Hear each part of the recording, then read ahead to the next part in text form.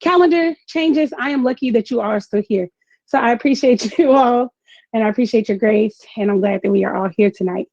So I'm gonna do a brief introduction. I am recording this lesson so that if everything goes well, you all have access to the recording so you can practice. And I also may sell a slightly edited version of this recording later. Now, the reason I don't guarantee it, because I run these classes off of Wix, and I have had Wix do something weird with my recording. So I don't guarantee it and I don't promise it, but I do try very hard to make sure that it happens. If for some reason this recording is not available, I do have a recording of a previous Cornrow class. It's not edited, that I will also be able to give you the link to so you can still practice. Okay, does that sound good? Thumbs up? Okay, so my name is Kanisha Tillman. I'm the owner of Tutus and Tennis Shoes, which is a hair care education company. I specialize in teaching adoptive and foster parents, typically non-Black parents, how to take care of their Black kids' hair. Tonight, we're going to do a cornrow class. We are going to walk through getting your mannequin. So this is your mannequin, but this might be your baby. And look at it. It just got rid of my laptop. Anyway, I told y'all, tech issues every time, and now it's back. Okay, anyway, we're going to start from the baby's head being a mess. We're going to walk through how to blow dry. We're going to walk through how to section out for braiding, and then how to part for braiding, then how to braid, and then last, how to put on beads if you choose to use beads, okay? So those are the skills that we will be going over today. The tools that you will need today: butterfly clips. I tend to clip them either to my arm or, y'all will see my stomach, the tail of my shirt. I keep them close because when you're dealing with little people, it is actually a great time saver, believe it or not, to have your clips and your tools really close by. Preferably not on the floor, but that one just landed on the floor. We are also going to use a rat tail comb. I usually use a medium width rat tail comb like this one. This is one of my favorite brands, although I don't endorse any brands, but this one is one that I live by. It is Cricut.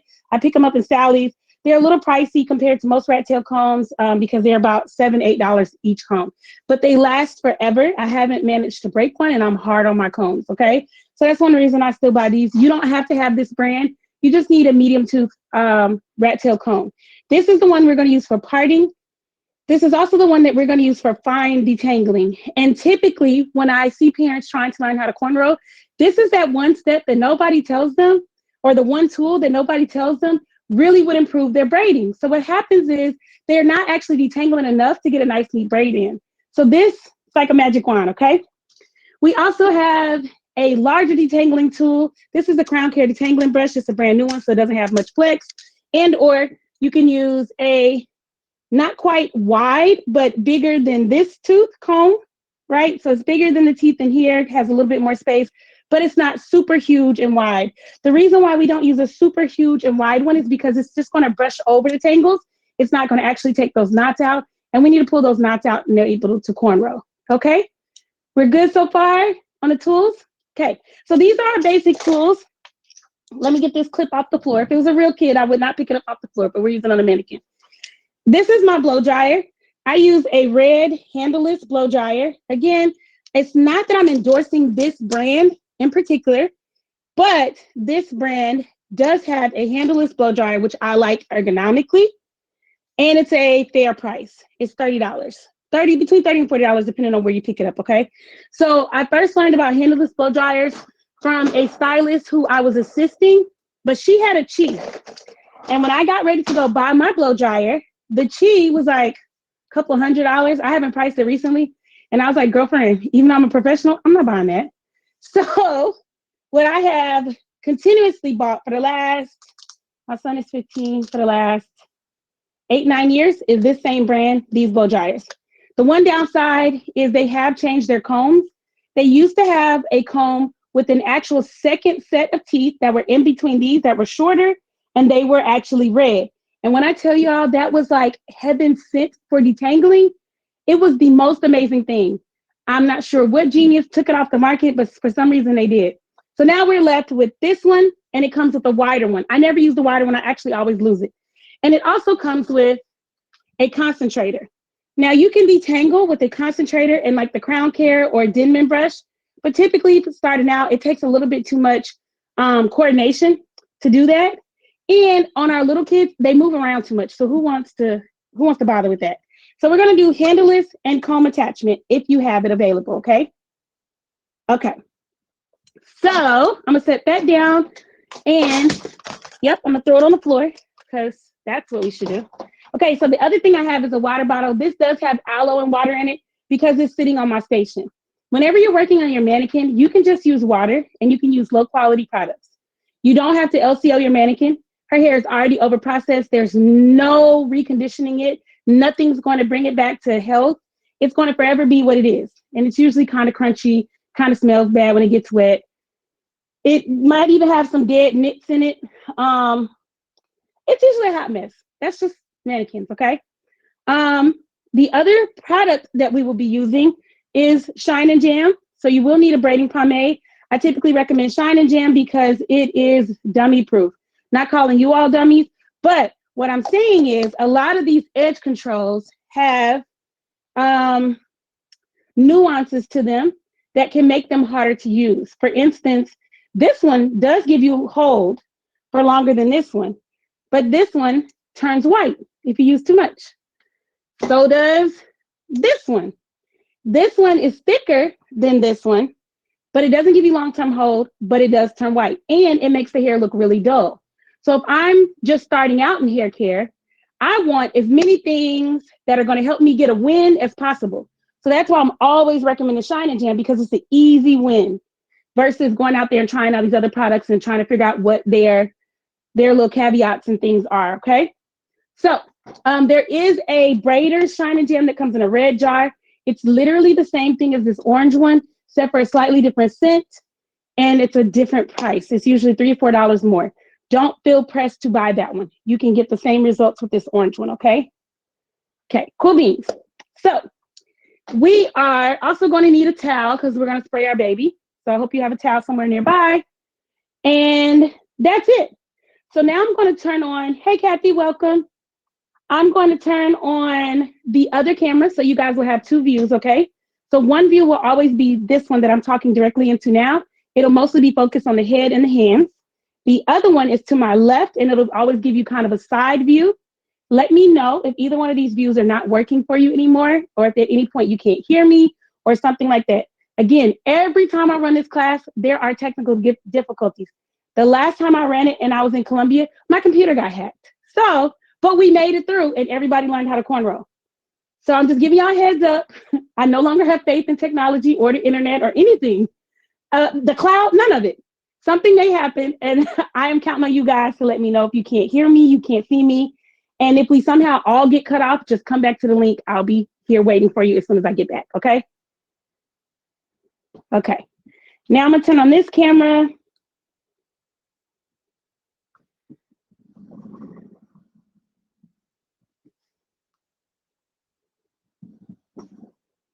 Okie dokie. Okay. As the sun sets, my lighting in the room will change. So you all will just let me know if it changes so much to something else is needed. Because I can still turn the light on this camera, this view, up some more, okay? Okay, I don't have it blasting right now because it makes it look kind of funny. So this is my homegirl. Homegirl has been through some things. I use her to teach, and then I just throw her in the closet, literally. I don't take care of her. To answer your question about mannequins, if anybody had any questions, you don't have to shampoo your mannequin all the time. Mine gets shampooed once or twice a year, honestly, because I have like 5 of them I rotate through. But when you do shampoo her, feel free to use the cheapest shampoo or ones that you have already bought for your kids, but you don't like, or you bought for yourself and you didn't like, because again, this is not going to get any better. She is what she is, right? You don't have to LCO. Anytime you do want to practice product application to see if the products are compatible, you can practice here first.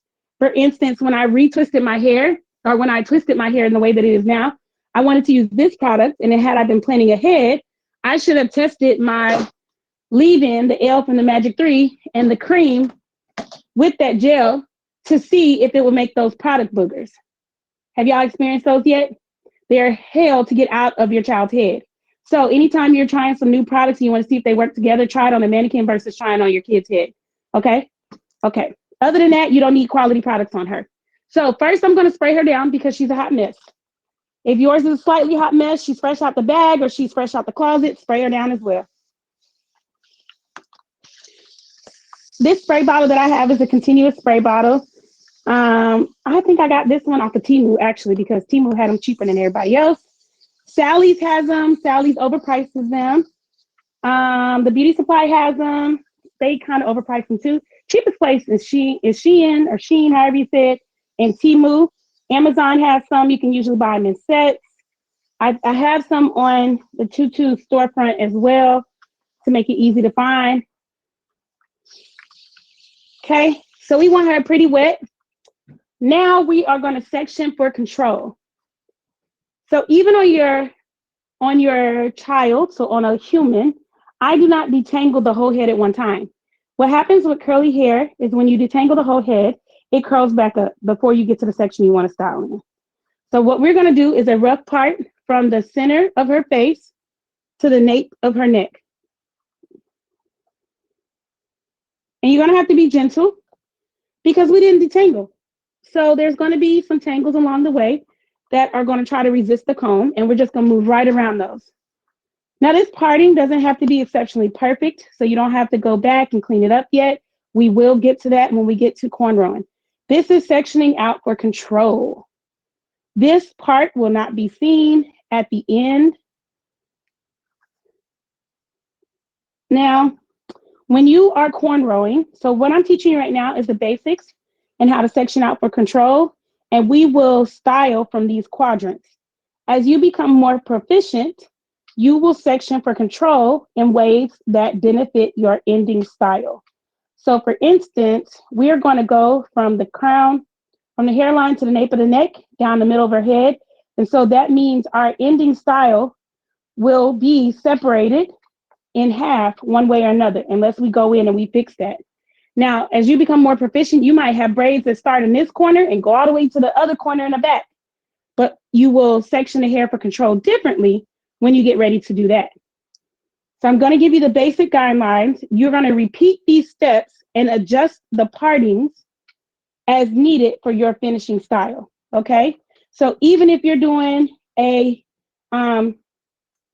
not horizontal. Oh my God, brain fart. Even if you're going from corner to corner, you're still going to part it in quadrants. Your part lines are just going to look different. So the other step that many people overlook is how to actually section the hair and hold it snugly for control. So this right here, I'm not starting in that section.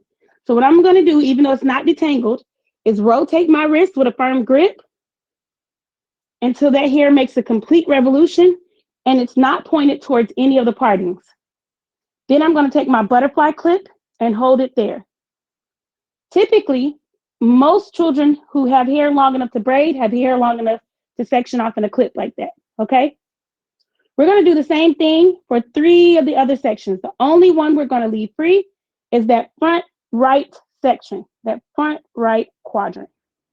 If at any point you have any questions, feel free to unmute yourself and ask them. This is interactive. This is not a lecture. I'll get tired of hearing my own self-talk to myself. Oh, I didn't tell you how to do the other quadrant. Sorry. I'm so used to doing it. I apologize. So your next part line is going to be from ear to the center one that we just made. And then we're going to connect the dots from that one to the other ear. I apologize, y'all. I skipped right past that. I'm just so used to doing it. Nope. Another host ended. No, they didn't. Nobody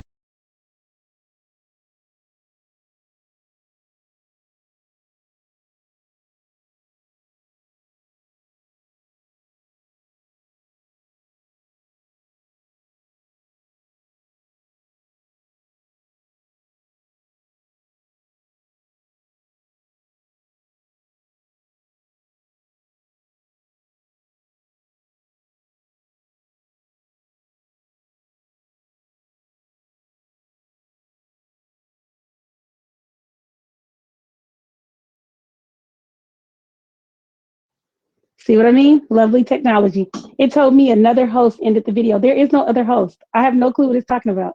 There's only me as the host. Okay. So anyway, you're going to go from the middle part to the other ear. And this should give you 4 relatively even sections. Now, even on a mannequin. Can y'all not see it? What is happening? Kanisha's laptop left. Kanisha's laptop joined. I can see this main one. You can see this cell. Okay. Yeah, which is this one I can see. Okay, cool. Okay. So let me turn it this way so you can see me parting from the center to the ear. Now, when you're doing this one, we're kind of guessing where we're ending up because we can't readily see the ear. So we might need to adjust it a little bit to get there. Yeah, I don't know why that computer is bouncing on and off. I'm not sure what's going on with that view. That sucks for us. Okay. So if you, by chance, overshot the ear, you just can go from the ear back up towards the center just to make it as close as possible. Now, the reason I said these are going to be relatively even is because on your real child, their density will be different in each quadrant. Just like your hair is a little different in each quadrant, if you were to separate it, you might even have different curl patterns. Your hair strands might be fine. They might be thick in some areas. Your child's hair will have different textures and density as well. So one side of the hair may look more full than the other. And going forward, as you become more proficient in cornrows, you will adjust your hairstyles to accommodate that. But for now, we're just going over the basics, okay? So we have this quadrant right here. This is the one we're going to be working in. Let's spray her down till she's soaking wet because we're going to blow dry her.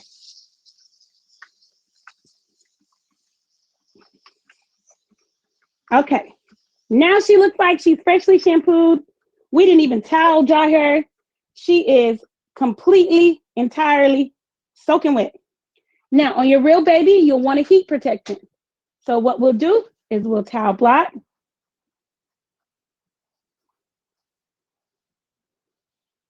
Like so. Then we'll apply our heat protectant. In this case, it's the L. And on your real child, you will also apply the C at this step. I think I just put too much C in this mannequin's head. Yeah, I did. That's cool. Okay. So on your real child, you have L and you have seed. Ooh, look at your forehead, girlfriend. You got it in your eyeball. You are blind now. Anyway, we're going to make another rough part. We're going to separate this 4th in half. So now we're working on the 8th. I'm going to throw another clip up here, like so. Now we're going to detangle.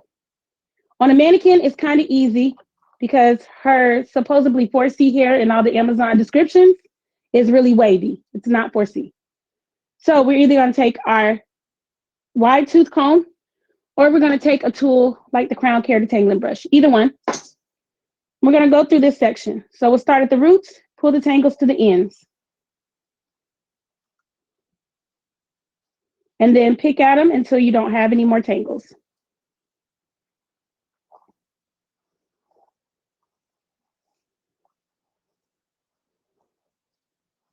So if you're having a hard time seeing, I'm sorry, you guys, I didn't go over how to use the system. Down there at the bottom, there's a 3 dots. You can click it and choose speaker view or grid view, whichever one is easier for you. Speaker view is going to constantly go to whoever's talking, which 9 times out of 10 is me. So that will also help keep your camera from jumping around to looking at everybody, okay? So I don't know if that's a distraction for some of you all. Cassie, why are you holding that brush like that? You holding it like you're scared of it. Grip the brush, okay? Get a good grip on it. There you go. So we're gonna go from roots to ends. Okay, once we have detangled enough with our comb, now we're gonna go in and blow dry.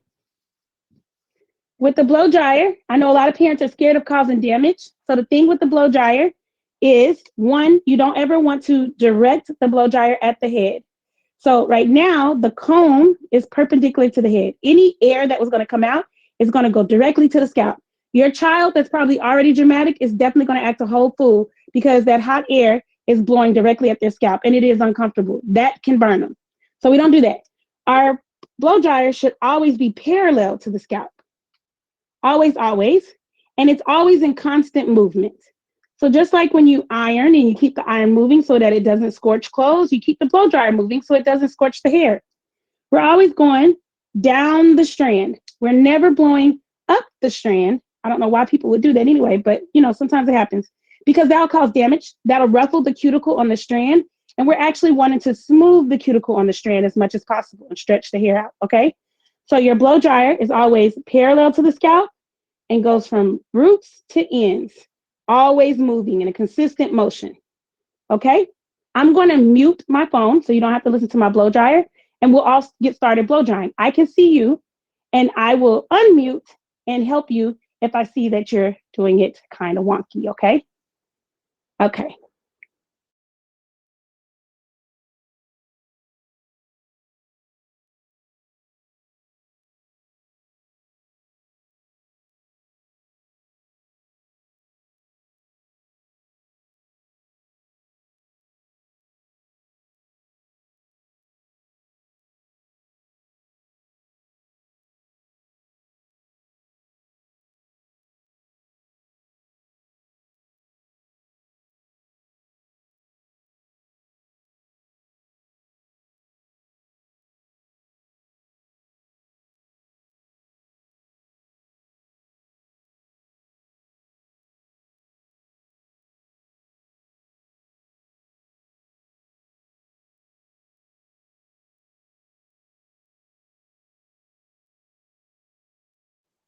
Meredith, move that blow dryer just a little bit faster down that strand. Okay.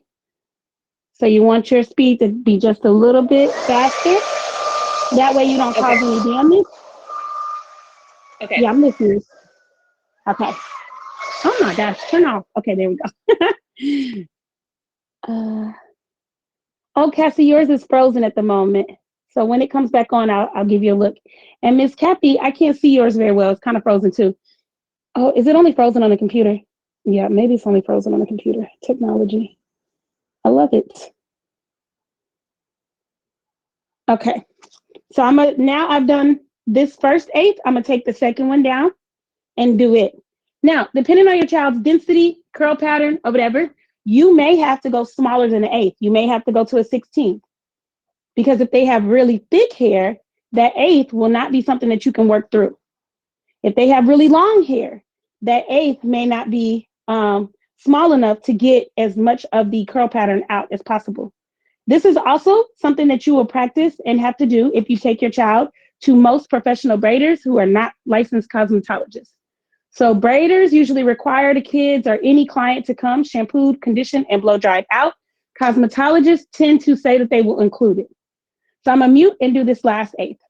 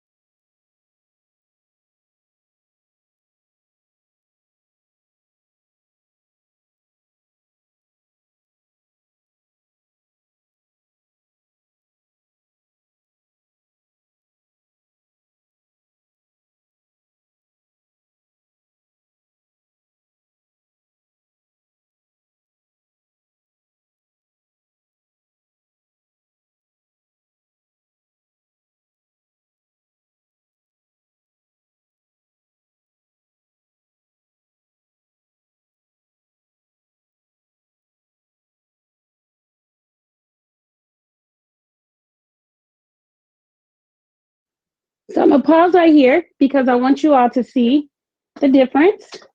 This is her, get on the camera, Kanisha. This is her slightly damp still, and she still has a wave. Most braiders will not want your child to come like this.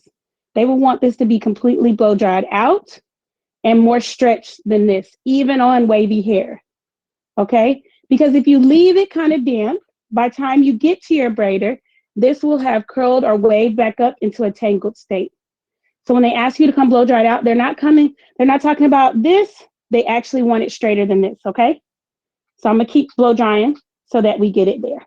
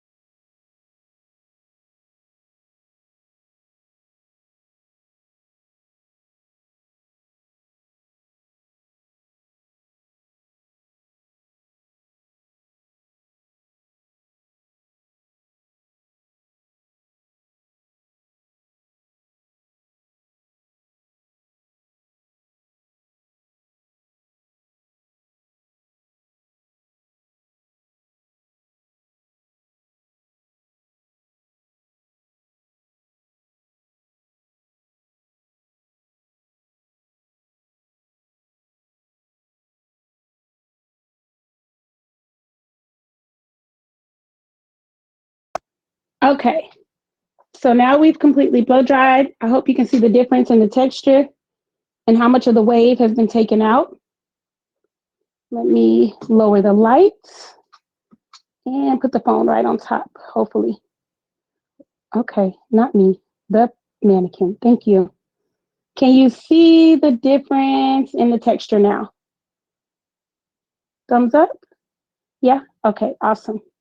So now there's different products on the market that are heat protectants. If you choose to use the L from the Magic 3, I will tell you it is not the fastest to be able to blow dry out. It does take a little while to dry the hair, to get it to being ready to braid.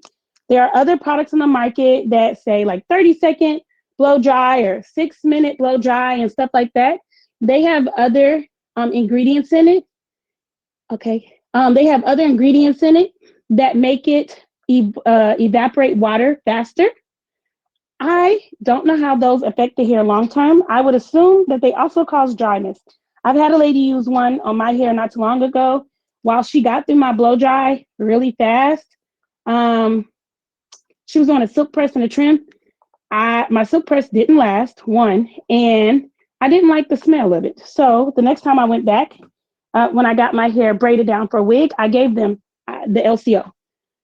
So there's pros and cons to every product. You can try a few, figure out what you like, but just know if you're using the L from the Magic 3, it does add a couple of minutes to blow drying time. It's not going to be your fastest blow dryer product, okay? But the child's hair will be moisturized. Now, the other thing is a lot of braiders will say, come with clean hair with nothing in it, but they'll want you to blow dry it out. Ignore the clean hair part. Don't put oils in it. Don't put a heavy amount of cream. Like I just used too much cream for this mannequin, but you can use more of the L and you blow dry it out. You have to use some kind of heat protectant. If they tell you don't use any at all, please find another braider because they don't know what the heck they're talking about and they're about to tear your child's hair up. Okay, cool beans. So now we're switching to our smaller comb because we are going to start parting and we are going to start making parts that we are going to leave in the hair. So all the parts we're going to make now are going to be seen for the entire length that the child wears the style. The mannequin for the next probably 5 months. We don't know. So with that being said, you're going to get your shining jam.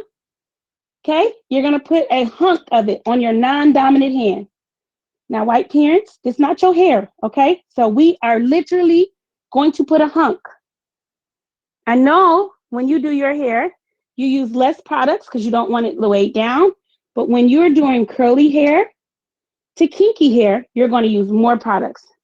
And I don't say it in this way as an insult. I say it in this way to be clear so that you know what the expectations are and you're able to apply the correct amount to your child's hair. I think most of you all have been with me for a minute, so y'all pretty much know my sense of humor and my mouth, and I don't have to worry about y'all getting offended. But just in case, I want y'all to know my jokes are they're a little off sometimes. Okay. Mm. Ooh. And I don't mean any offense, even if it sounds a little bit too brash. Okay, but you can correct me if something was offensive to you. Let me know. Okay. So the other thing that a lot of people don't know is the secret to parting is parting towards yourself if at all possible. You're always going to try to part towards yourself. And you're also going to braid towards yourself, okay? So we made this ugly middle part up here. We're going to clean it up because it's going to stay. So let's take off the clip on the left side, and we already have this right side free. We're going to take a decent amount of Shine and Jam and run it on the right side of the part line and on the left side of the part line. What you've seen on social media is they'll run it right down the part line on the scalp. I don't teach to do that because this isn't a nurturing or nourishing product. This is a styling product. We don't need it excessively on the scalp. It's not doing anything beneficial for the scalp. If the scalp absorbs it, it doesn't necessarily hurt, but it's also not doing anything beneficial. So we're going to do as quickly as possible, one swipe to the right, one swipe to the left. And it should look good and shiny and shellacked. Okay? If it doesn't look good and shiny and shellacked, that means you didn't use enough. Miss Kathy, do you not have a mannequin, honey? My computer has a delay and I can't see her on this one, on the phone at all.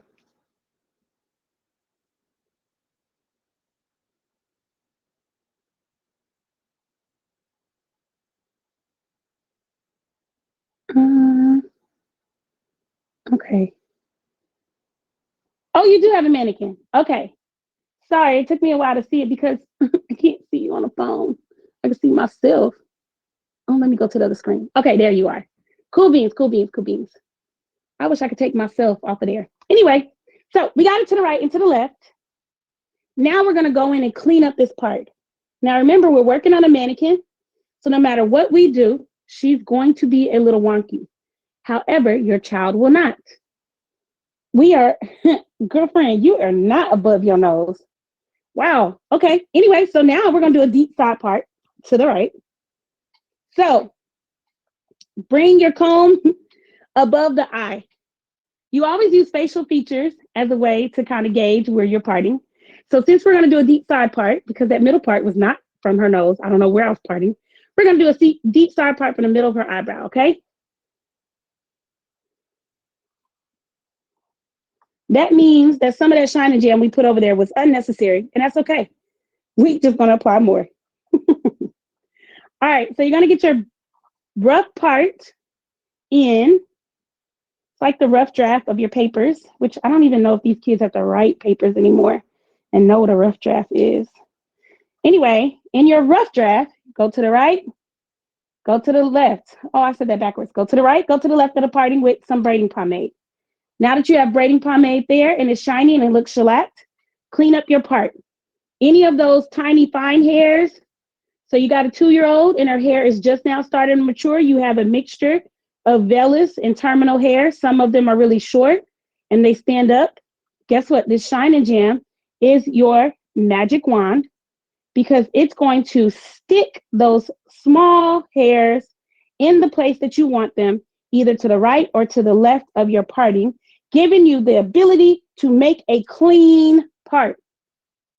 Girl, look at her. Now, I'm going to tell you, my mannequin actually has a slight bald spot right here. So don't expect your part to actually be this clean, but get it as clean as possible. Once you have cleaned up that part with your Shine and Jam, use your comb like a butter knife. Smooth the hair to the left of the head. So all that we're not working on, use your comb like a butter knife. Because remember, we didn't detangle that. So we can't actually comb through that, but we can butter knife it, smooth it to the side.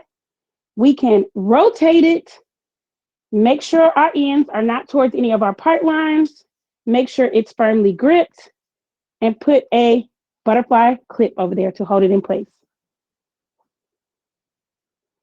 All right. So I'm going to pause and I'm going to watch you all to make sure that we are together.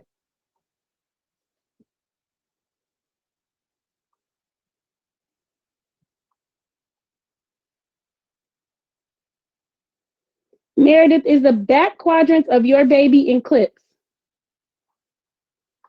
Yes, I think I have cruddy clips. So they're kind of fallen. They're not, I need to purchase some better ones, but they are. Okay. Okay, good to know. Got it.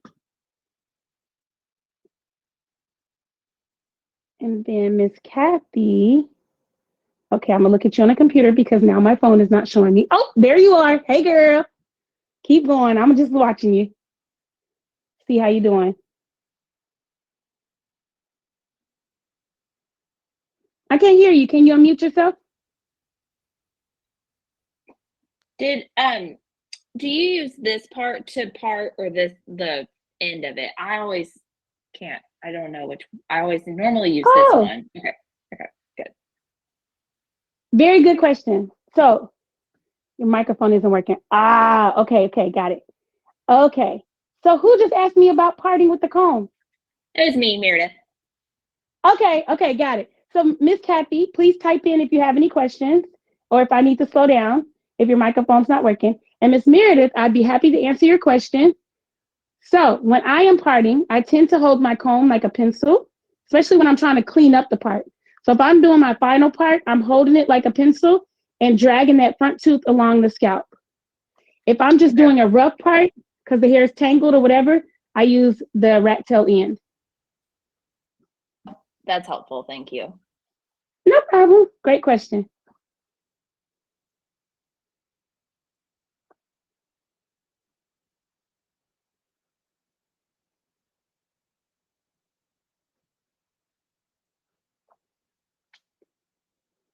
Okay, so I'm waiting on you all to have everything but this deep side part section in clips and ready to go, okay? And when I see all those clips, I'm gonna know that we're ready to go to the next step. And in the meantime, my ring light is sagging because why not? Kanisha's trying to be professional. Let's play games. Okay. Wowzers. What is happening? What is not tight?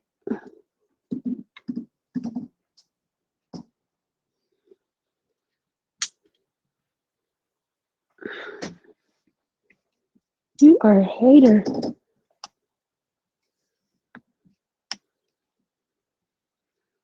Oh, maybe you're missing a knob. But where did it go? No, I need a hex key for that. Okay. Please stay. Oh my gosh.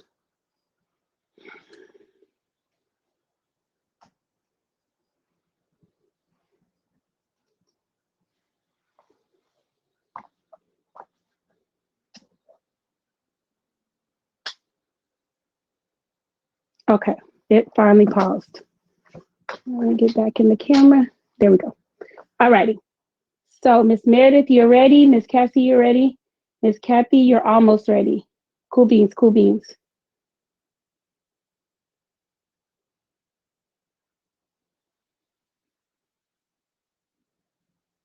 Hold on just a second, you all.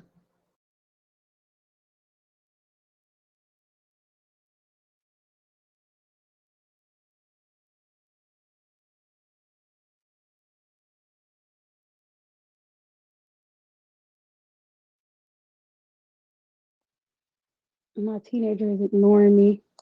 We're just making one row right now, right? Yeah, so we're just gonna do our first cornrow. That's all we're doing. Okay, so we are going from our deep side part down towards her ear. Our cornrow will run parallel to the hairline, okay? So deep side part down to the ear. This will be a part that will be seen. So we're gonna make our rough draft and then we're gonna come back with our shine and jam to the right, to the left, and clean it up. Okay? Okay.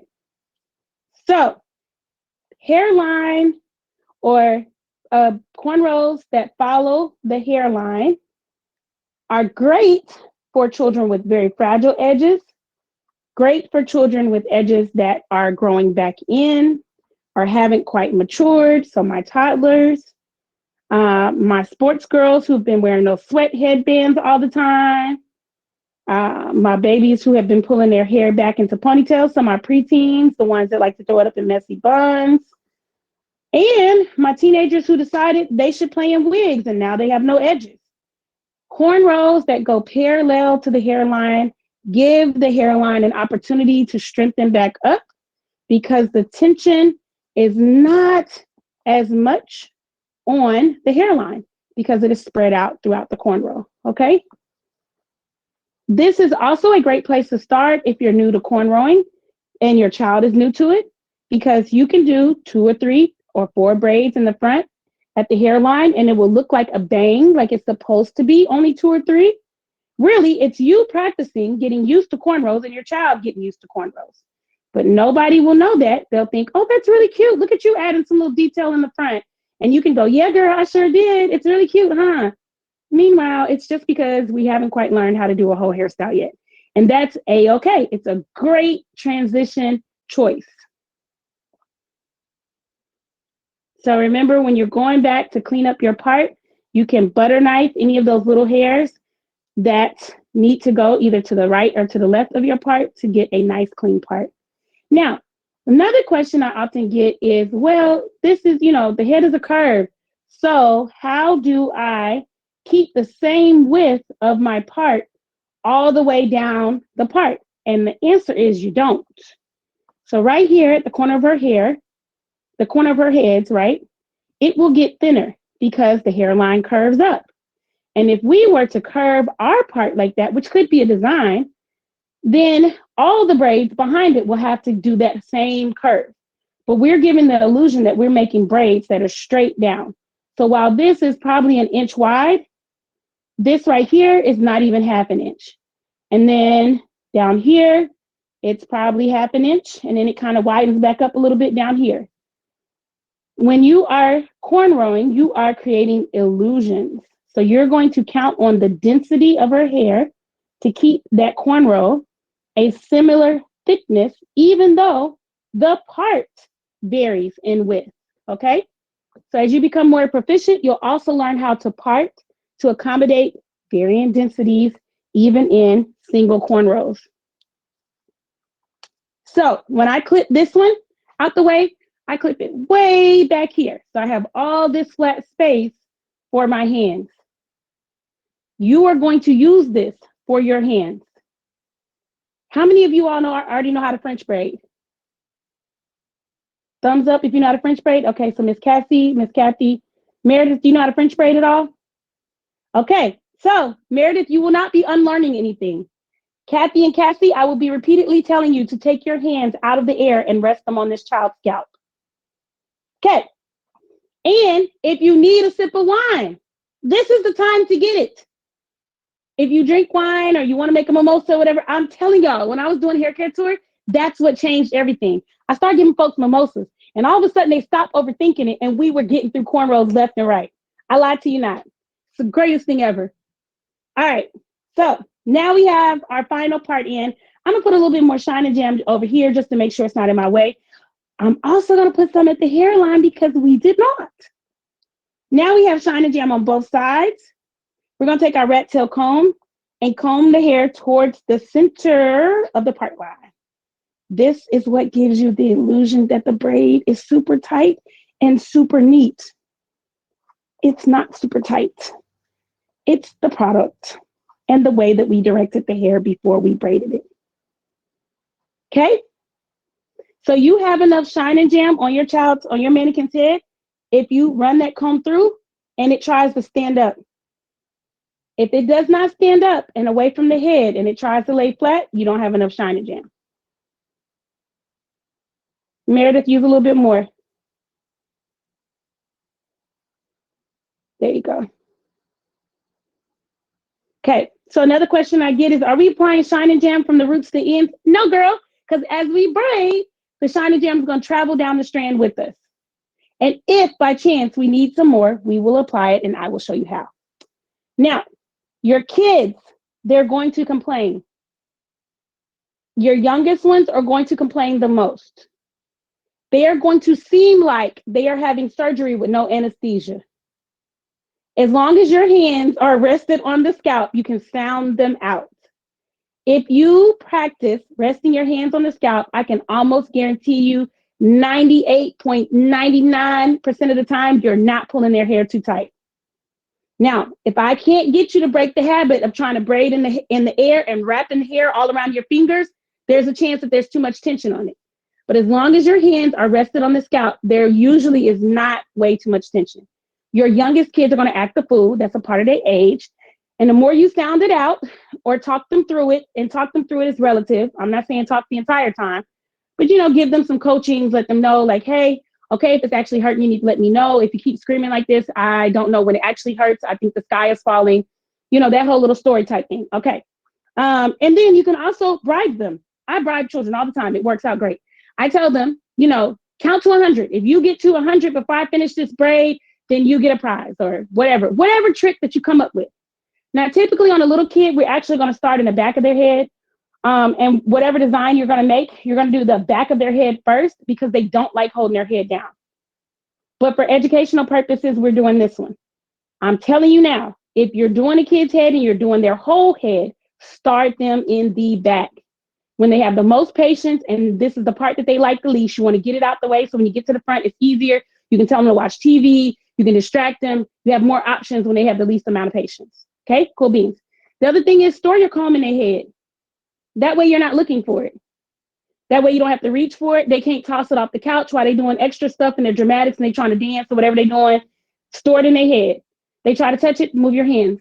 Stop touching it. Put your hands down. Okay? Okay. The other thing is your kid is not going to want to hold their head the way that you told them to, but it's imperative that they hold the head the way that you told them to, because you don't want your back hurting. You don't want wrist problems, and you want to get done with their hair in as little time as possible. And ergonomics plays a big part in your cornrows coming out nice and neat and you not hating it, not hating the whole process. So your kids' necks are like rubber. They're fine, okay? They just don't want to hold their head that way. So with that being said, we're braiding towards our body. So turn your mannequin if you can till she's facing your right. And then tilt her slightly away from you. Good, good. All right. Now come up here to the very top. Let me move this camera so you can see that. Okay. You have a lot of shine and jam. It's probably not going to separate well. You can grab your comb, rat tail in, and help you. You want a thin sliver. If you need that help, then just put the comb back in their head. This is another reason why we keep that comb real close. Okay. So you made a thin sliver. You're going to, first of all, after you make your sliver, take your pinky and your ring finger, rest them on their heads. Okay, so the pinky and ring on the left is over here on that smooth section that we made. Pinky and ring on this side is on their forehead. Your child will complain, sound them out. They are not dying. Okay, okay. Now we're going to separate that sliver into 3 sections. So one of those sections is going to move down in between your ring finger and your middle finger on your left hand. The other section, which will be the middle, is going to be in your left hand, in between your pointer finger and your thumb. On the right hand, you are holding that strand between your ring finger and your middle finger. It's coming in the hand towards your face. So it's coming from the back side of your hand into the palm towards your face. Even though you're not going to be looking at your palm the whole time, but that's the way the hair needs to come into your hand. Now, this is the important part. In my French braiders, this is where your brain is going to fight you. Cassie, I already see. Yeah, your pinky and your ring is not working. They are resting on the head. They're keeping your balance, okay? So your pinchers on your right hand are free. They're going to go under that middle section and take the hair from your left hand in between your ring and your middle finger. Now you're going to open those fingers and allow the strand that your pinchers are holding to move down into them so that your pinchers on your left are now free. I'm going to go over this like 15 million times. So don't stress if you don't get it yet. Okay. For our next stitch, our pinchers on our left are free.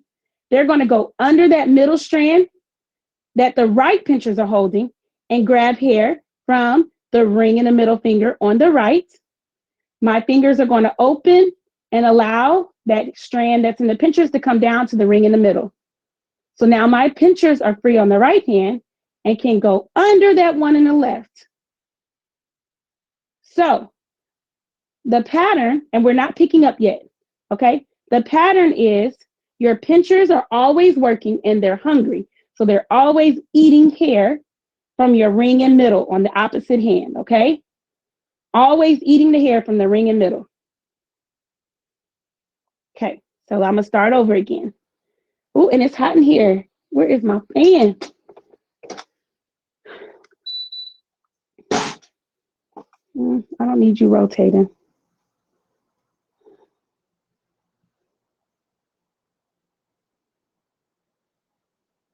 I don't know if any of y'all are 80s babies, but do y'all remember being at your grandma's house and she had that fan on rotate and she didn't have air conditioning? So you was just dying. It felt like it took forever for that fan to rotate back to you so you could get a breeze. Good Lord. Okay. Okay. We have our sliver. We're going to separate it in 3. Left hand. Pinchers grab the outside strand, but move it down to the ring in middle so that there is some tension, but there's not a lot because our hand is rested on the scalp. So it's in between the ring and middle. Then the pincher holds that middle strand on the left hand. And the outside strand on the right is in between the ring and the middle so that my pinchers on my right are free. My free pinchers on my right go and eat from my ring and middle on my left, under that middle strand. As soon as they have chomped down on that hair, my fingers open up on my left and allow the middle strand to come down to the ring in the middle so that my pinchers on my left hand are free. Now my pinchers on my left are able to go under the middle strand and eat from the right. And then the right fingers open up and move that strand down to the ring in the middle. And the pinchers on my right are free to go under the middle and eat from the left. So the pinchers are always eating from the opposite side. Whenever you are grabbing hair from the opposite side, you're simultaneously opening up your ring in the middle to grab that strand that used to be in the middle. Okay?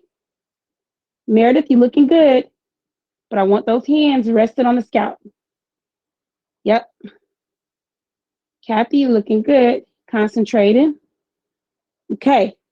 Cassie, your ring in the middle, your ring and your pinky want to work. It's going to take a little while to get them to stop wanting to work.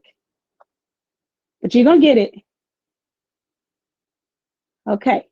So I'm going to do it again. I got my sliver. I'm going to separate it in 3. Right hand has hair between the ring and the middle, but my pinchers are free. Left hand has hair between ring and the middle, and it has hair in the pinchers. My right pinchers are free to go under that middle strand and eat from the left. So it's eating hair right here by my knuckles. Okay? Now, soon as that leaves the left, that strand moves down from the middle down to the ring and the middle finger, and my pinchers on the left are free. Now my pinchers on the left are hungry. They're going to go over here to the right. They're going to eat from that ring and middle finger. As soon as they chomp down, those fingers open up and they grab that middle strand and let the pinchers on the right hand free. My computer froze.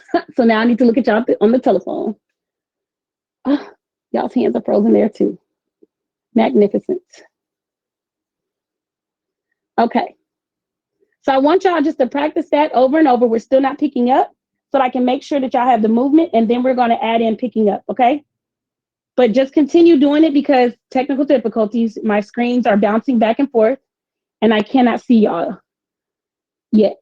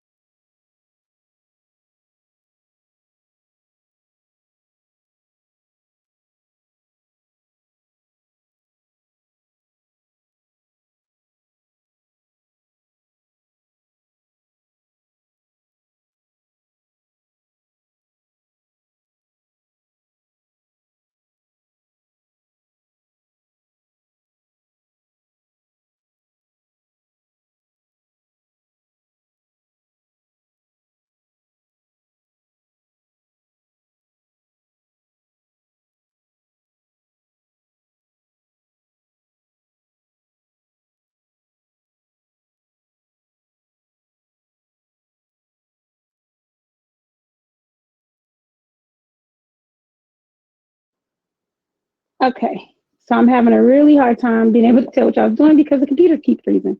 Okay, so I'm gonna show you again because I think Meredith's hands are off. So hair comes from the back side of your hand into your palm, even though you're not gonna be looking at your palm the whole time. Really, your hand is gonna be facing down. So yeah, good. So it comes in that way. Your pinchers are free on the right hand.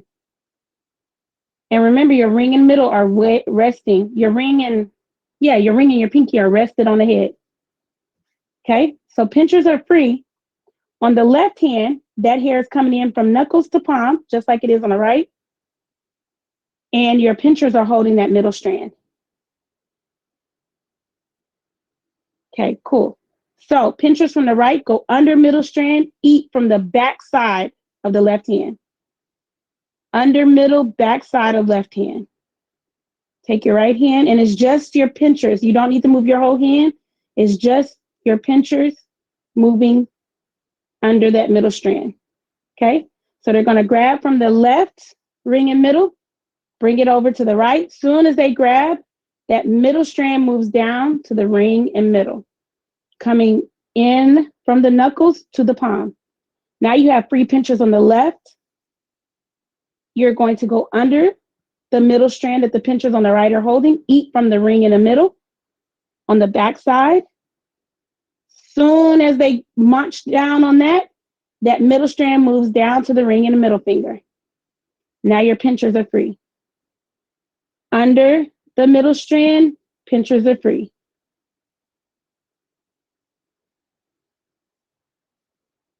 Sorry, pinchers are free on what hand after I did that? Okay. So let's see. When you start out, your pinchers are free on your right. It goes under the middle. Mm-hmm. When you grab from the left, that strand comes down to ring and middle. So your left pinchers are free. They go under the middle. They're going to grab from the pinky and ring, pinky and middle, and that strand is going to move down. So now your right pinchers are free. Okay, good. Okay. So your right pinchers are going under the middle, grabbing from the left, moving that down in the left. Now your left pinchers are free. Gotcha. Okay, I'm good now. I got it. Okay, cool beans. Kathy, how's it working for you? Can you type when you get a chance? Because one, the screen is frozen. Two, your microphone isn't working. Oh my gosh, all my ice melted. That's probably good. Someone crunch ice in y'all's ear.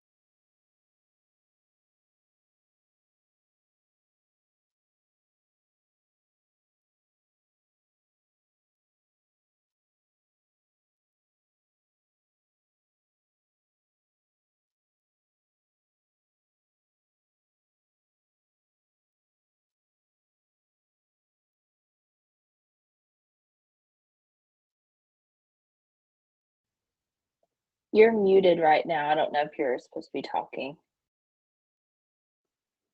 Girl, I'm talking the whole time. Thank you. Okay, let's do it again. All right. So, oh man, I said a lot. Hold on. Okay. That's why nobody responded. Okay. So I am going to teach you how to run your hands down the strand as we continue to go. I haven't taught it yet, but you might have caught me doing it just by doing it out of habit, but I haven't taught how to do it. And you're right, when one of those pinchers are free, that is a time that you can run your fingers down the strand and detangle or move product down the strand if need be. Oh, you're going to go grab headphones. Awesome. Okay. So whenever you are braiding hair, the only tension that you are adding is the tautness. So the hair is taut between your ring and middle finger. That's why we keep our hands close to the scalp. So we don't have to pull the hair out the scalp. The hair is already kind of taut because we're grabbing it close to the roots and our hands are close to the scalp. Okay. So when you are grabbing it to put it in your ring and middle, you're still grabbing it with your pinchers and you closing your ring and middle around it. Those pinchers on the left are free. Same thing on the right. So I'm gonna grab it with the pinchers, close my ring and middle around it, and then grab the middle strand with my pinchers. Okay. So right hand pinchers go under middle section to eat from the knuckles of the left hand. As soon as they eat that, the fingers open up and close on what used to be the middle strand, and now your pinchers are free. Pinchers on the left go under that middle strand, eat from the right hand knuckles. Soon as they munch down on that, then your fingers open up and they close down on what used to be the middle strand, and now those pinchers are free. And then those pinchers can go under the middle, eat from the left. Simultaneously, that middle strand moves down. Now the left hand pinchers are free. Left pinchers can go under the middle, eat from the right. Now that strand moves down. Those pinchers are free. So you would alternate doing that. Now, if we needed to detangle, right there where it grabs the hand from the knuckles is a good place to stop, because almost all three strands are in one hand, believe it or not. So you can stop there and you can do this. Run your hands down the strand to pull product down to detangle. You can grab your comb, detangle, put the comb back, and continue on with your braid without much changing, okay? I'm going to show you that in real time as we pick up hair. I do think that we are all ready to pick up hair. We're at 7-Eleven? Yeah. We should start picking up hair so we can work out any kinks there and get on to adorning it as well. Most of you all have the right to left going very well right now. Anyway, so we got our sliver, right? We're separating it in 3.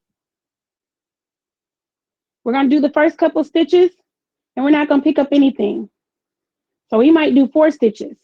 And at 4, our hands should be on top of some hair. So whether I'm on the right hand or the left hand, after that 4th stitch, there should be some hair right under my thumb. So where I would normally go over to the opposite hand to grab that strand from the ring in the middle, I'm also going to pick up at that same point. So you pick up by dragging your thumb, or you can see in some videos, they'll come back with their pointy pinky nail and they'll pick it up and feed it into the other hand.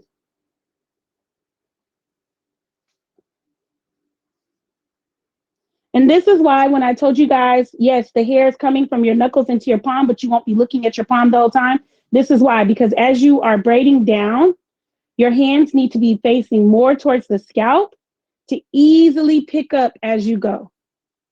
Okay? It'll all happen kind of seamlessly once you get the hang of it. I know I'm moving fast. I'm going to go back and undo it, and we're going to do it like 15 more times together.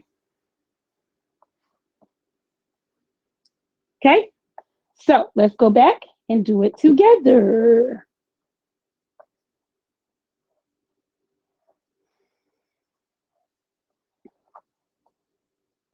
Cool, cool, cool. We start with our sliver. By this point, our shiny gem is not nearly as thick because we've played in it so much. We're going to separate it into 3. We're going to make our first couple stitches just like we practiced. And by the third or fourth one, there should be hair under one of these hands. It doesn't matter if the hair is on your right or your left the first time you pick up. It's just wherever there is hair under your thumb, you're going to pick up. And you're picking up at the same time, your pinchers are coming to eat from the left side. It's all happening together. So when this moves down in between my ring and middle, my pincher is free. It's going under that middle. It's going to pick up from the left. But as it's picking up from the left, that thumb is dragging together any hair that's up under it and add it to that section. You guys have to unmute and let me know how you're feeling, if you need help or whatever, because both my computer and my phone keeps freezing. So I can't read y'all's faces as well.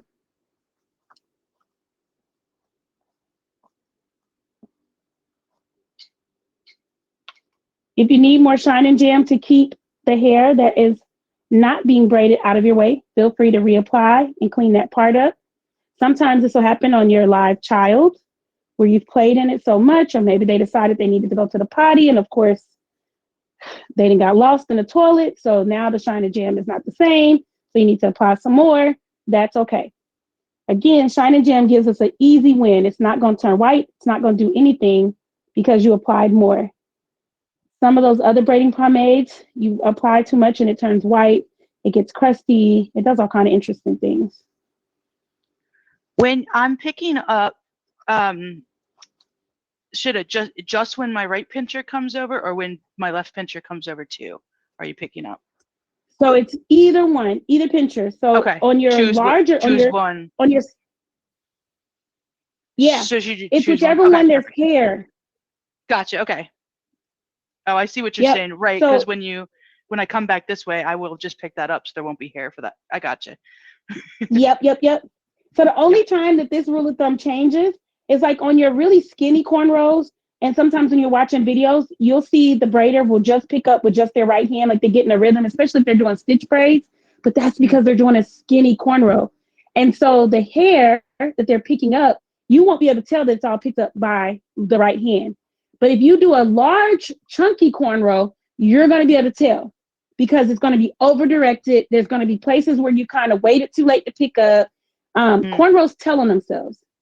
Yeah. So when you do bigger ones, you'll definitely be able to see that you should pick up on your right and your left, just whenever there's hair up under your finger. When you do skinny ones, really small ones, you can kind of get away with cheating if you need to cheat. I wouldn't practice cheating, though. Not when you're first getting started. I would practice being able to pick up on the right and the left hand. Mm-hmm.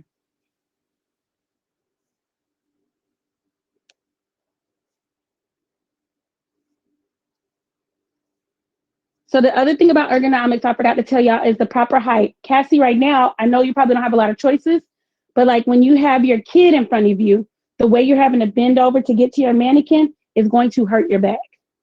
So you want your kid placed close to your chest, so higher up on you, so you're not having to bend over to see and to get to their braid, okay? But right now on mannequins, I get it, the height. We can't do a whole lot about the height because you're trying to clamp it to a table. They do have extenders for these. You can find them on Amazon. That also helps with height. They have some that you can also hook to the back of chairs. Then they have like the tripod ones. Like I picked this one up at the beauty supply store, but they are probably, no, this price actually was comparable to the ones I find online. It might actually have been cheaper at the beauty supply store. I think it was cheaper actually. So you can choose what stands you want to, depending on how committed you are to practicing. Okay. So I'm going to go over this again. I'm going to slow it down a little bit so you all can watch it. I'm going to try to get closer to the cell phone view.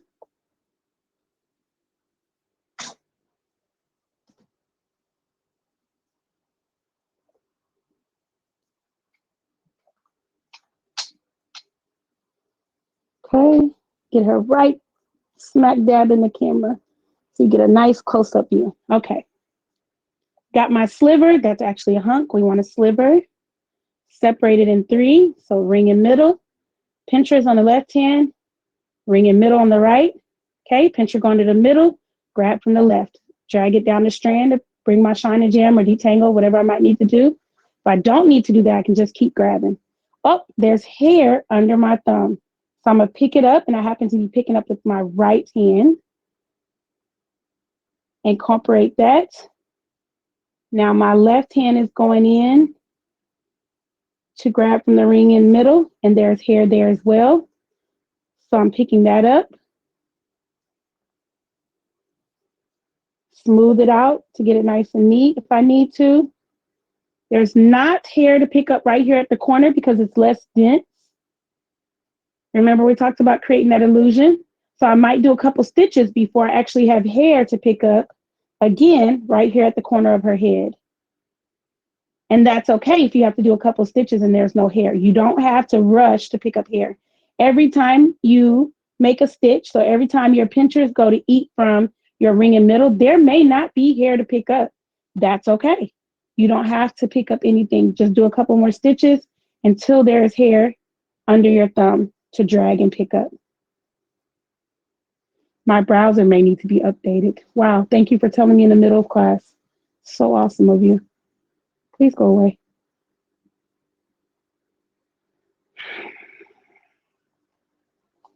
Anyway, you guys still have the cell phone view. The laptop has quit on me. So when you are making cornrows, they will tell on themselves. When you have a larger parting section, you'll be able to see more of the hair that you are putting into your braid. If you see hair that is over-directed, so it is either starting from way up here and then it's meeting the braid at an angle, that means you are picking up too late. If it's starting from way down here and coming up to meet the braid, that means you're picking up too early, you're rushing it.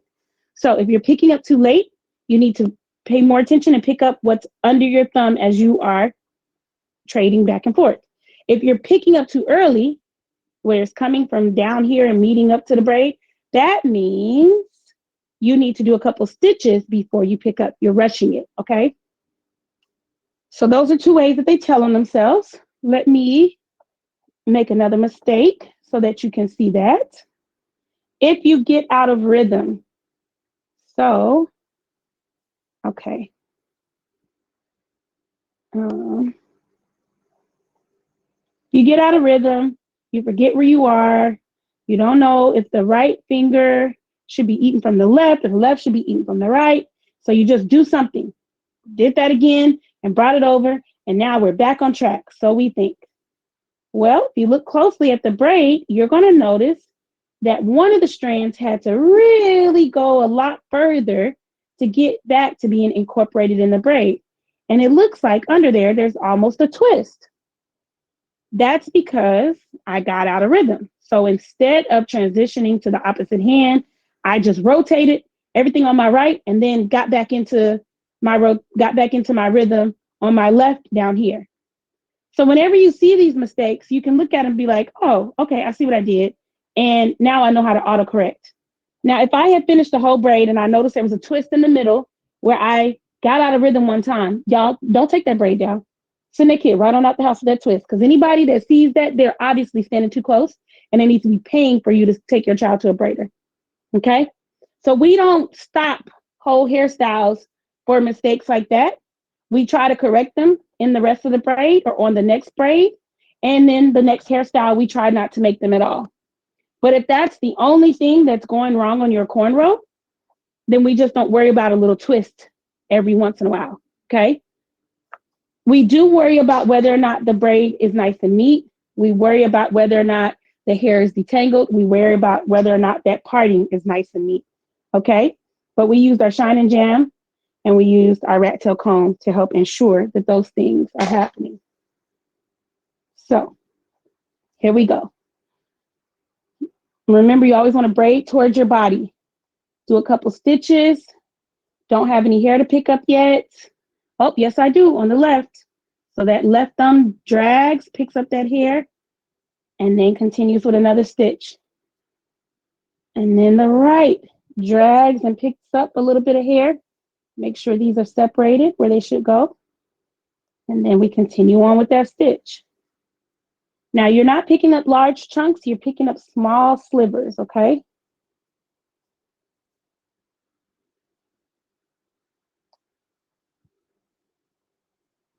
What are you doing?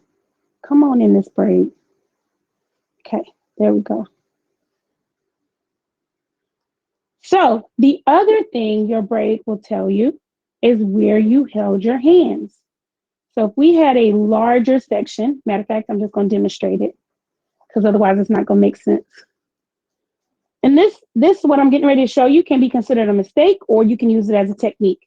It just all depends on how you execute it.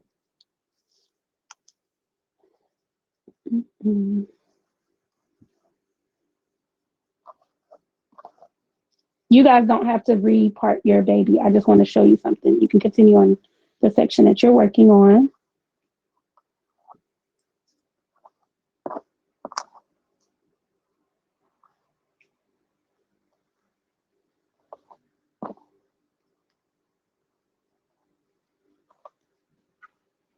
Okay, so now we got a big old juicy chunk that I'm going to braid. We followed the exact same directions that we did from the beginning. She has shine and jam on the left, and she has shine and jam on the right, but I need more shine and jam. Okay, and if we follow the exact same directions, we comb the hair towards the middle of the parting, because that's where we want our braid. We want it centered in the parting. But what if I did all that, but I held my hands over here still? So I'm going to make my sliver, which is super wide because we made a wide parting. And I'm going to get my stitches going. And then my kid moves and I don't readjust. So now my hands, they're resting on the scalp. I got that going. Okay, good. I'm picking up whenever there's hair under my fingers. Okay, got that, good. But what I don't realize is that my hands are rested on the scalp way over here on the right instead of in the center of the parting. So what happens is all the hair that's to the left of my braid is now trying to come all the way over here to where I'm creating my braid. So this can be a style, right? The over-directed. See how the hair is coming all the way from over there? This can be a style or it can be a mistake. If you end up making a braid similar to this, to keep it a style, be consistent. Do the next one the same way. So if you do some bangs, some braids in the front fringe area as bangs or whatever, you do one on this side and it's over-directed towards the face. When you do the one on this side, make sure it's over-directed. Don't do one center and one over-directed. Now we see that it's a mistake and that you didn't do it on purpose. But if you ever see that and that's not what you want, it just means that you need to move your hands back to the center of the parting and keep them in the center of the parting the entire time you're braiding. So we're going to make that sliver again, and it's a wide sliver. We're going to separate it in, move clip. We're going to separate it into 3.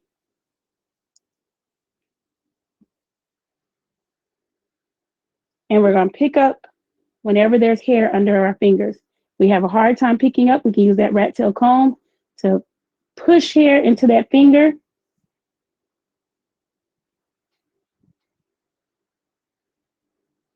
We can stop and detangle.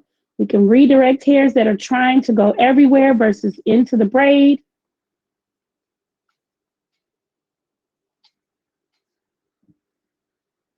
But whenever we stop and we pick up the comb or we do anything else, we bring our hands back to being rested on the scalp, but centered in that part so that our cornrow is now centered in between the part lines. Any questions? Y'all have to unmute yourself because I can't see you no more. My computer gave up on me.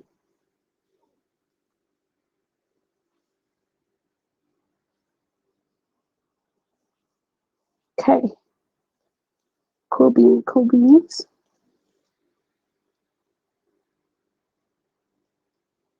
Another way cornrows will tell on us, if you see tangles and naps, for lack of better words, in the braid pattern, that means you needed to stop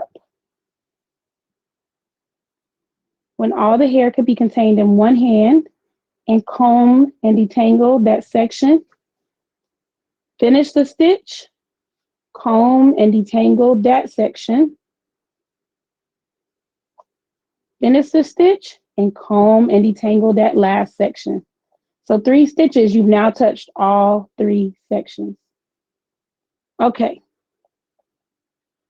When you get to the base of the braid, keep your hands rested on the scalp because otherwise you will have a very loose end of the braid, like this. Don't suddenly go into the air just because there's no more hair. So we're on top of her ear, she will be fine. We continue to rest our hands on the scalp until we have picked up everything that we can. There's still no hair. We're gonna do a couple stitches past it. Now we can pick up our hands just a little bit. We can even flip the braid over if we braid faster overhand than under. Now I just made a mistake, so my pattern is off. But either way, if you flip it over and you keep going with your braid, your pattern should look exactly the same. As you're braiding towards the ends, this is a question I get often. What happens if the hair is too short? What happens if one side is too short, but not all the strands? So like I have a strand here that's skinnier and shorter than the rest. It's just like grade school math. We're going to borrow from our neighbor next door. So I take a little bit from the one on the left and I keep right on braiding. Now, if one of these become too skinny and the one in my right hand is the one that's chunkiest, then I borrow a little bit from the one in the right. But you continue braiding all the way down until you cannot anymore. On your mannequin, you'll have a lot of little stray hairs. On your real child, you won't have as many. But say you're running into some. This is where you will end up applying a little bit more shine and jam if necessary. So let me go back up here to my mistake. Part of the reason is they are very uneven. Okay, so I'm gonna add a little bit more shine and jam to that strand. Cross, cross, shine and jam to that strand. Oop, got that chunky one, needed some. All right, now I'm gonna try the split thing again. Hold the whole braid, flip it over, continue with that pattern, and borrow from the chunky section. Give it to them skinny sections. We like juice over here, baby. Oh, that braid is really hideous, okay? But you get the point. And then braid all the way to the ends. Did I lose anybody? Okay, let me look at the comments. It's good. Can you show how? Okay, I got all those comments. All right, so this is show and tell time. I would love to see your braids that you have created thus far. Kathy said she couldn't get the microphone to work. Okay, honey, no worries, no worries.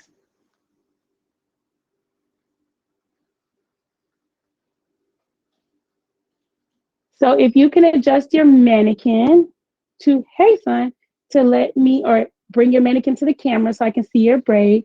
And do it kind of slowly because these things keep freezing. So give me a minute to see it.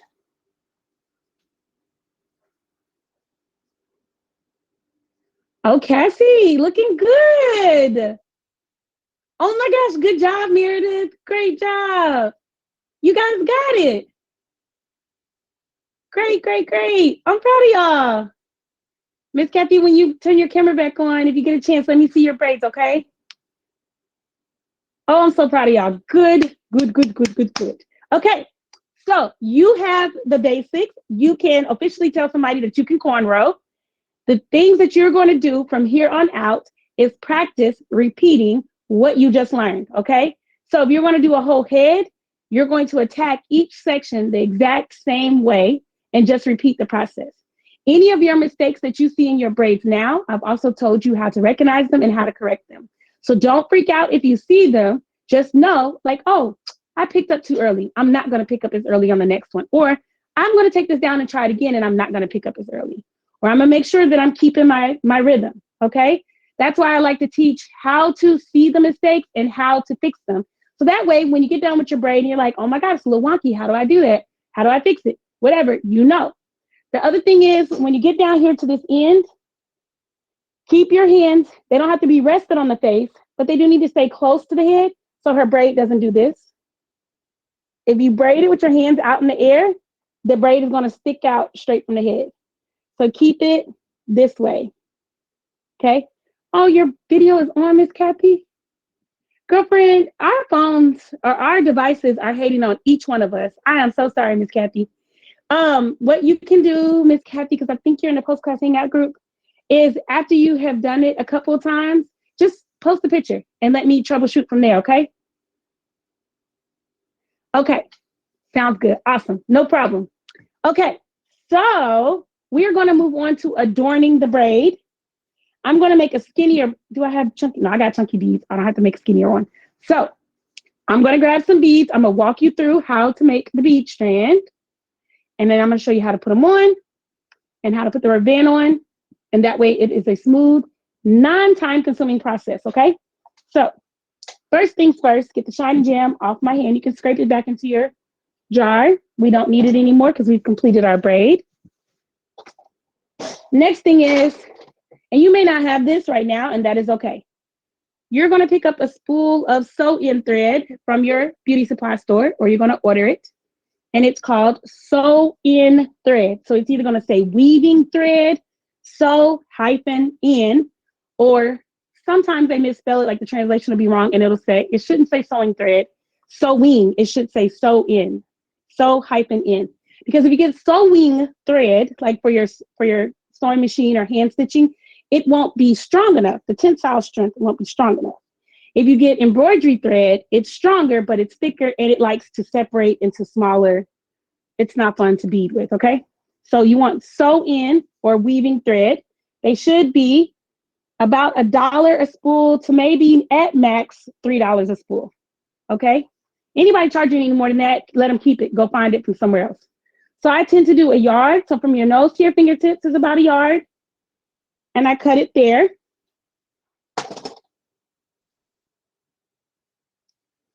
Once you cut it, you have 2 loose ends, like so.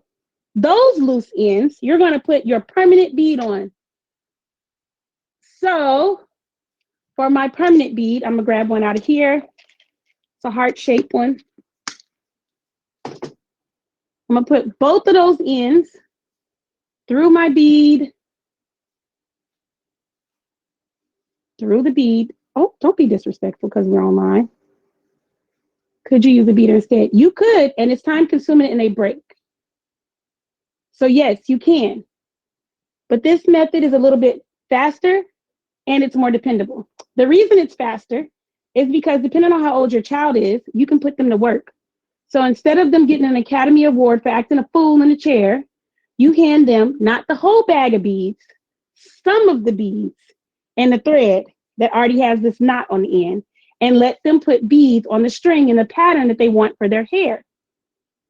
Or you can start a couple days early. So for some kids, separating hair day into a couple of days helps them. So you can create this beater. Once you make 1 or 3 or whatever, you don't have to keep remaking them. They really last forever. But you can have a beater made out of string and beads, and you can let them put beads on the string 2-3 days in advance.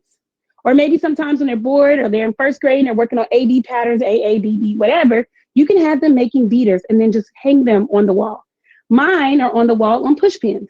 I don't let kids come in and choose out the bucket because that means I have to sit there and play with them until we get done with the beads. They get to choose the ones off the wall that are already on strings. That way, I don't have to waste time debating with them about the beads and they squirming and now they didn't spill the applesauce on the floor while I'm trying to put beads on a beater. Okay? So you made your string. This is going to be your beater. This right here. Let me show you what it looks like when it's done.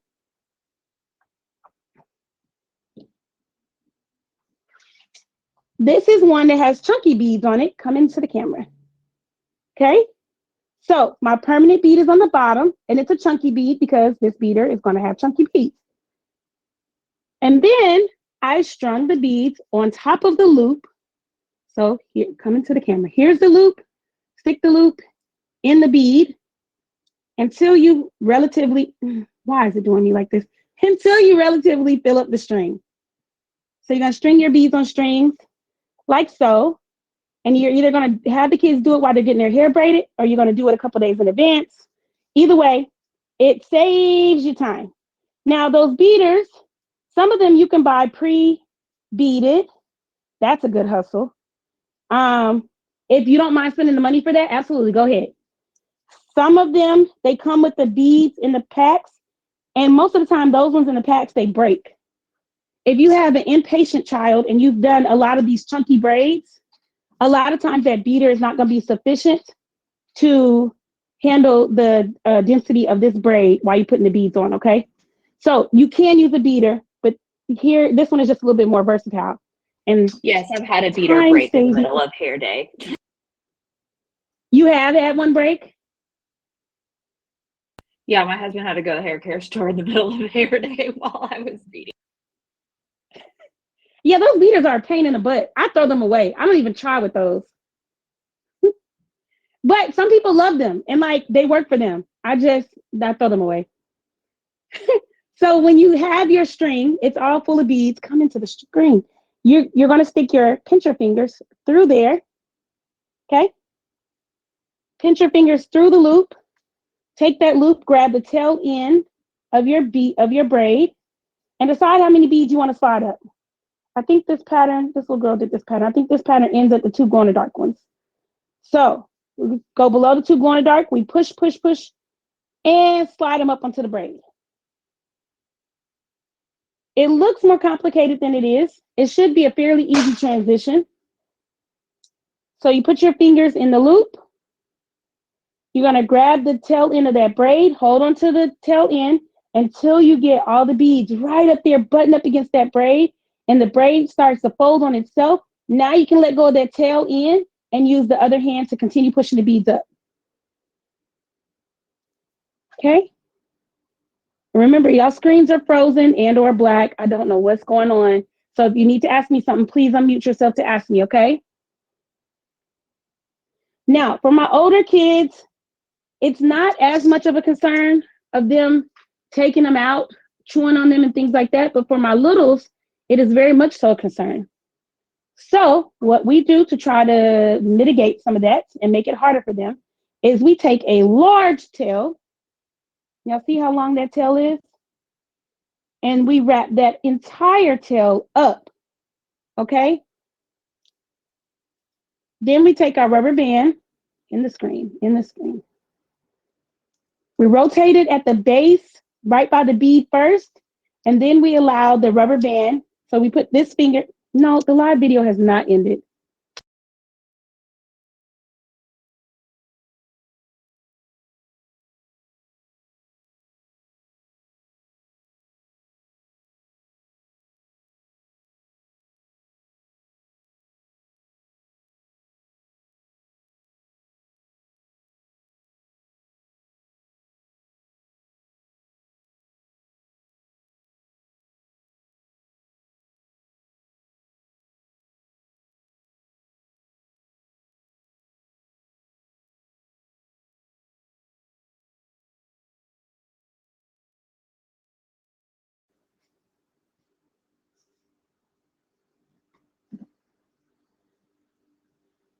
Okay, so you fold that extra long tail up, and then as you're winding the rubber band, first you're winding it really close to the bead.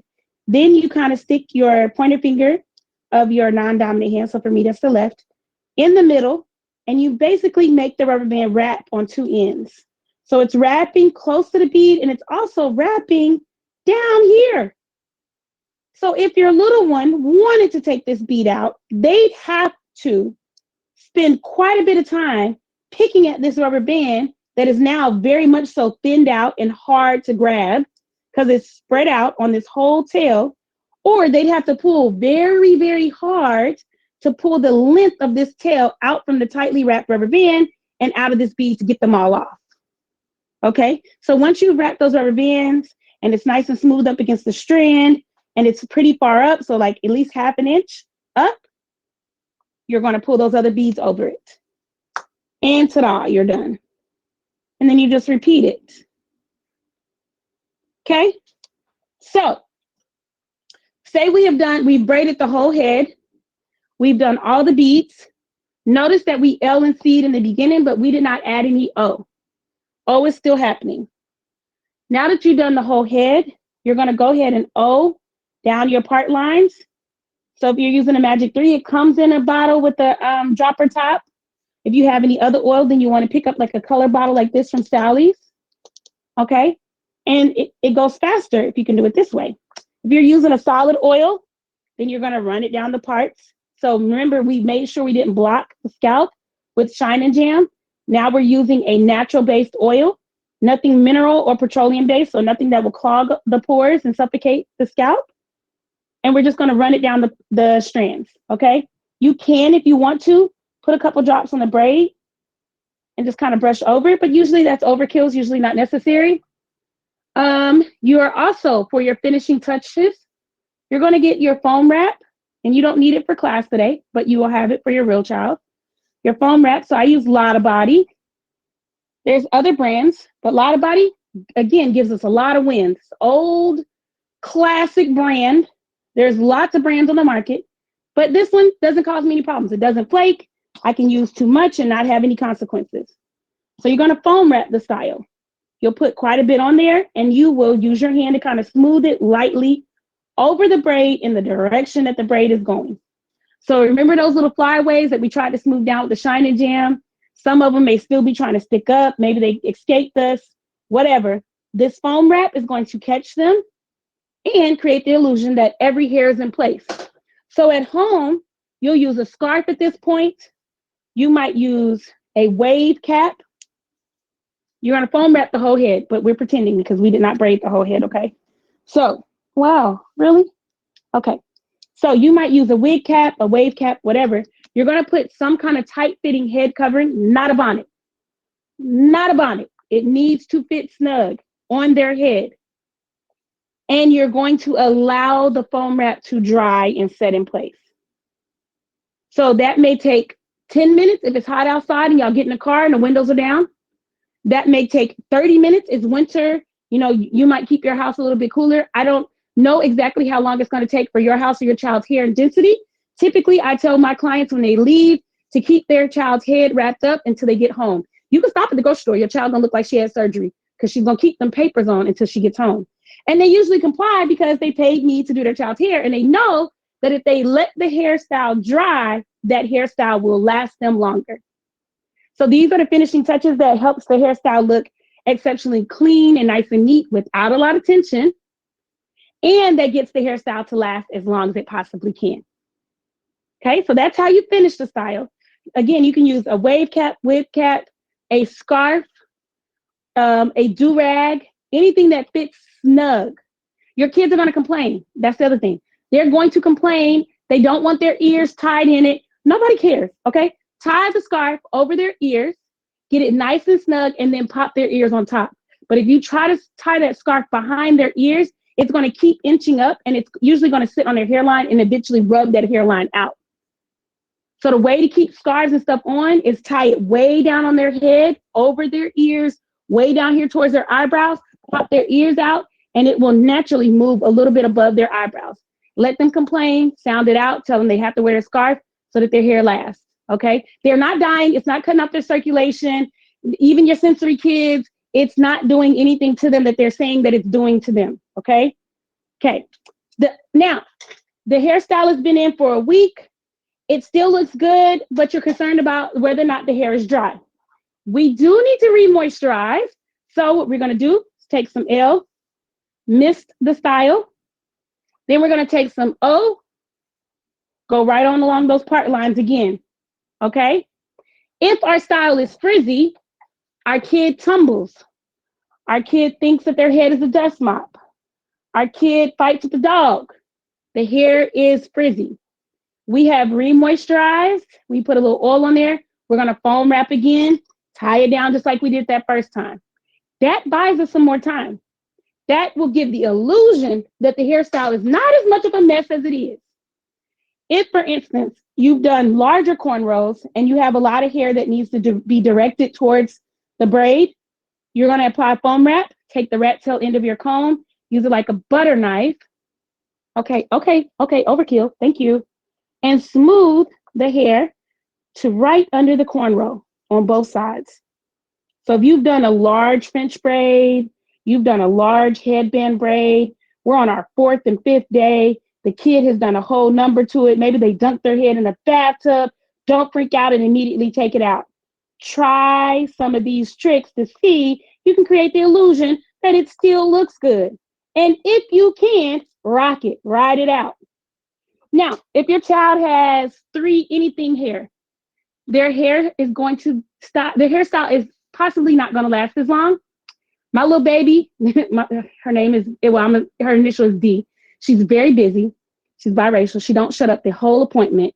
And she's a tumbler and a cheerleader. She does a bunch of stuff. She's always bouncing. She's a mess. Her hair is 3 something. And I can still get her hairstyles to last close to a month using these techniques, okay? Yeah, so most of the time it lasts right at a month.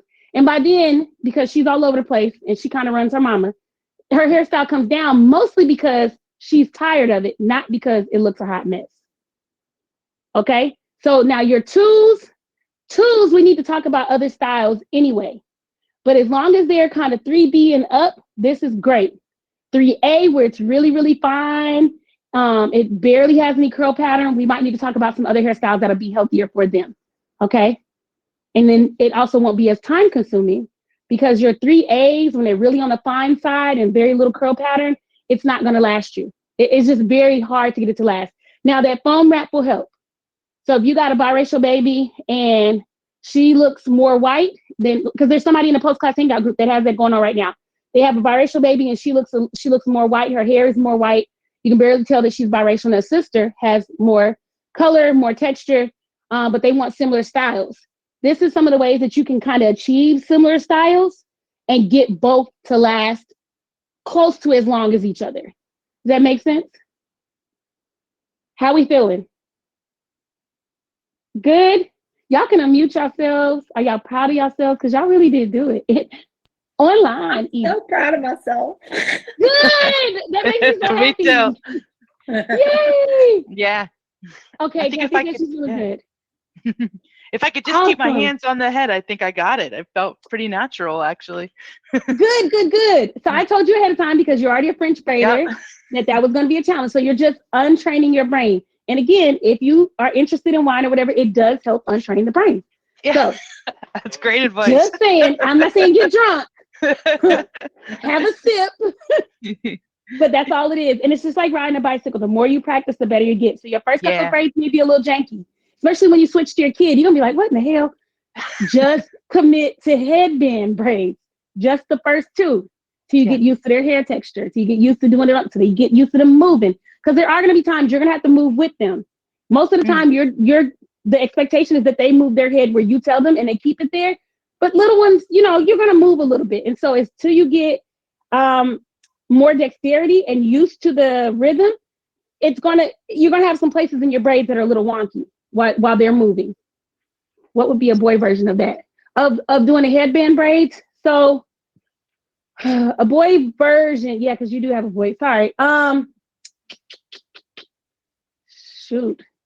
Let me think on that and I'll try to find something and post it in the post-class group because typically I've seen some boys, they'll have 1 or 2 and then the rest will be pulled back into like 1 ponytail. With girls, you can do 1 braid, you can do a middle part and have 1, 2 here, maybe 2 on one side, and then you can have like 50 billion ponytails. You can get a little bit more creative. But with the little boys, you're probably going to keep it a lot more simple since you've already added this like accent braid. And you're not going to do completely right to left on a boy. You will do probably a part down the middle and then try to do, 1 on each side of that part going parallel to the face. and then pull the rest maybe back in a ponytail, just one single ponytail. If you blow dry the hair out really well, you can try doing two. They're still cornrows, but basically two French braids. For some people, doing larger braids is a lot easier. For me, because everybody's brain works differently, right? For me and some other people, another camp of people, doing bigger braids becomes more complicated. So you will learn how your brain works, which one is easier, which one is harder. Whichever one gives you the most challenge is probably the one you need to practice on your mannequin a little bit more. And I say that as a hypocrite because whenever one of these babies come in and they're like, I want one French braid, I'm like, girl, you about to get some cornrows meeting up to this French braid because me and this one French braid is going to be a hot mess. But I'm not saying go my route, okay? So it all depends on how your brain works. What's another question before we go? Okay, thanks. No problem. And I'm still going to look for some hairstyles that are intro to cornrows for you.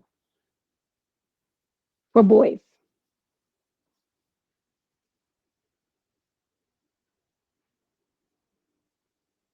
Okay. Well, you guys, if there's no more questions, we are ending right on time. I'm going to do my best to get you guys a recording for this class in particular. If not, you'll be getting a link to a previous one. So you'll be getting it in an email, not tonight. I'm about to eat dinner, but tomorrow.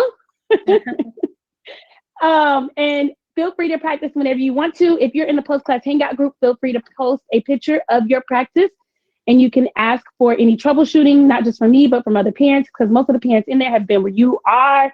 A lot of them have figured out different ways. Because like Molly Campbell is one of the ones that's been there forever. She braids exceptionally well and she does not hold her hands right to save her life. And every time, every time I get to witness it, that's our thing. That's our Molly, when are you going? Okay, now my headphones want to die. Molly, when are you going to hold your hands right? But she still gets the braids in. So however your brain works, the ultimate goal is to get the braids in. Hopefully it's close to the way that I taught you because there is a lot of time saving. There is a lot of what I taught you and how your hand placement is will help you go forward if you ever want to add extensions so your child becomes a preteen, a teenager, or whatever. Not for the little boy. But for our young ladies, they may want extensions and you'll need to be able to hold your hands in a similar way to be able to do the other techniques. Once you get this down pat and you want to move on to some more advanced techniques, Terry Gill is in our post-class hangout group. She's not active. She's one of my best friends, but my friends do not understand my business. So they're in a group, but unless you tag her, she's not going to say anything. Goofy. Don't ask me. Anyway, you can book a one-on-one with her. She teaches a lot of advanced braiding stuff that I'm impatient and will not do. Like I just don't do as a service at all. Like she does stitch braiding. She does all the extensions. Any new style that's out, Terry knows how to do it. Me on the other hand, I'd be like, oh, I don't want to do that. So that's your other resource within our group. Okay. All righty, my loves. Well, I'm going to let y'all go. I'm going to stop fighting with this technology. I hope this class was helpful. And I look forward to hearing from y'all later. Awesome. Thank you so much. This was great. No problem. So wow, helpful. It is working. Oh, good. Thank you so much. It was awesome. No problem, y'all. No problem. Have a good night. You too. Bye. Bye.